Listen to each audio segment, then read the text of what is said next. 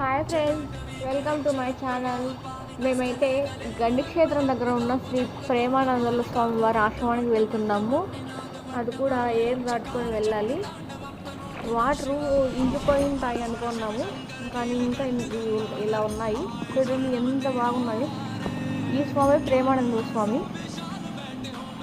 ఆశ్రమానికి మొదట్లోనే ఇలా చిన్నగా నందీశ్వరునికి శివలింగానికి చిన్నగా గుడి కట్టారు. చూసారా ఎంత చిన్నగా ఉన్నాయి. ఇక చూసారా ఎంత అద్భుతంగా పెట్టారు. నందీశ్వరి మౌత్లో నుంచి వాటరు వచ్చేలా ఇంత బాగా పెట్టారు. నేనైతే ఫస్ట్ టైం చూస్తున్నా ఇలా. మీరు ఎప్పుడైనా చూసారా?